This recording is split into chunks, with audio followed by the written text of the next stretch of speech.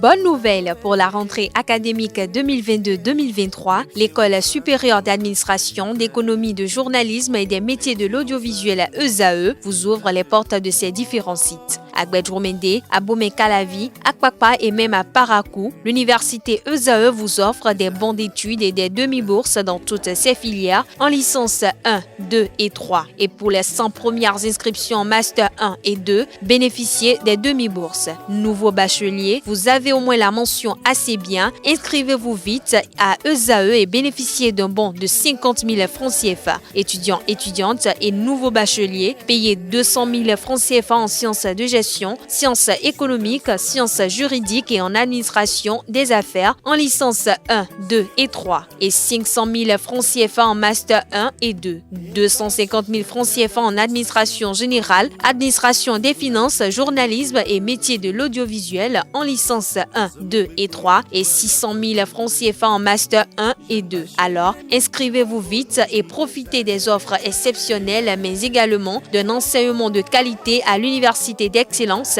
ESAE. Infoline 90 93 65 21 ou le 98 98 14 00. ESAE, l'excellence a un nom. Bonjour à toutes et à tous. La sélection nationale féminine du Bénin a disputé sa deuxième rencontre internationale amicale pour le compte de cette fenêtre FIFA hier mercredi 22 février 2023 au stade général Mathieu Kérékou de Cotonou.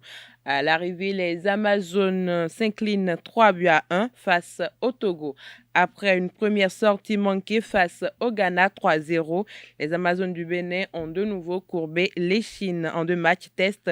Les Amazones ont encaissé 6 buts pour un seul de marqué. Champion du tournoi qualificatif de l'UFOAB en Côte d'Ivoire 2022, le CEG Kobli se prépare activement pour une bonne compétition du championnat africain du football scolaire. Elle est prévue pour avoir lieu les 7 au 9 avril 2023 au Maroc.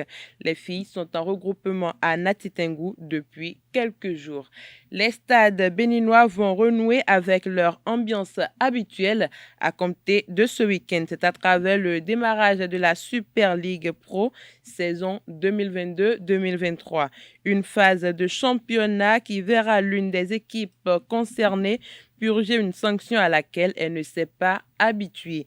Il s'agit de l'association Valais Omnisport, appelée à jouer ses 4 prochains matchs à domicile sans ses supporters suite à la sanction disciplinaire à elle infligée par la commission d'organisation des compétitions de la Fédération béninoise de football. Ceci suite aux violences survenues dans les tribunes le dimanche 29 janvier dernier lors de la 18e et dernière journée de la Ligue Pro contre les Dragons de l'Ouémé. En effet, durant ce match, de vives altercations ont eu lieu dans les tribunes entre certains supporters de l'ASVO et ceux des Dragons de l'Ouémé dans la zone D.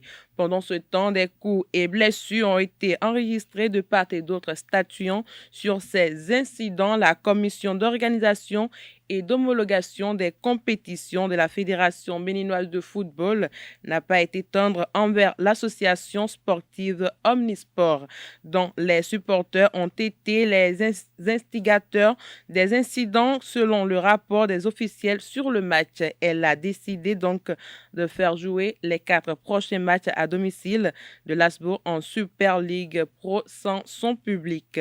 Une décision qui fait grincer les dents dans le rang des supporters de l'ASVO qui regrettent amèrement déjà ces incidents car le public sportif de la vallée n'a jamais été identifié à travers une situation du genre. Autre information, le recteur de l'université de Parakou a interdit l'occupation des installations sportives de l'université à partir de 20h. C'est à travers un communiqué en date du 15 février 2023 que le professeur Bertrand Sobossi a rendu publique la décision.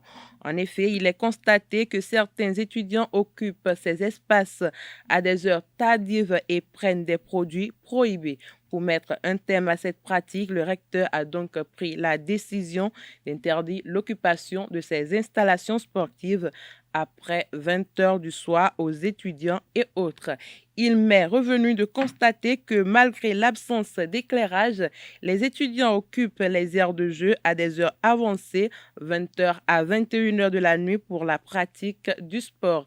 À ces étudiants se greffe une catégorie de personnes qui se livrent à des actes répréhensibles, consommation de produits prohibés. La pratique du sport est un enjeu très important pour la santé. Cependant, les conditions de sa pratique doivent être réunies, lit-on dans le communiqué.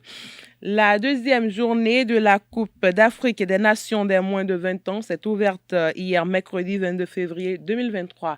Le Sénégal devient le premier pays qualifié pour le second tour, tandis que le Nigeria se relance dans la compétition. En pleine confiance lors de la première journée victoire sur le Nigeria, le Sénégal a confirmé sa bonne forme face au Mozambique. Les Lionceaux de la Teranga ont battu sèchement leur adversaire du jour 3-0. Les Lionceaux sont donc les premiers à se qualifier pour les quarts de finale avec 6 points.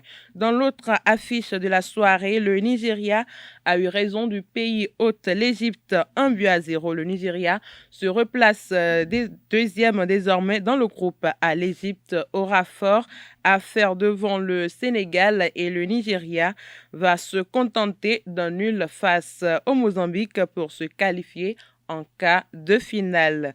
Ce jeudi, le groupe B entre en jeu pour le compte de la deuxième journée. La République centrafricaine défie à 15h le Sud-Soudan et le Congo-Brazzaville jouent l'Ouganda à partir de 20h. Hier, depuis le lundi dernier, le président de la Confédération africaine de handball, Dr Mansourou Aremou, a été reçu en audience par Patrick Hachi, le Premier ministre de la République de la Côte d'Ivoire. Il était accompagné du trésorier général, de la directrice exécutive, du directeur des sports, de la directrice de communication et du président de la Fédération ivoirienne de handball.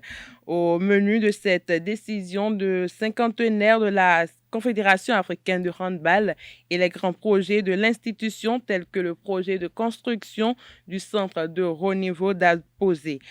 Heureux de cette visite, le Premier ministre a tenu à remercier le leader de l'institution qui gère le handball en Afrique et a promis d'accompagner la Confédération africaine de handball dans ses divers projets de développement. La visite a pris fin par un échange de présents entre les deux personnalités. C'est tout pour l'appel des sports de ce matin. Merci pour votre attention.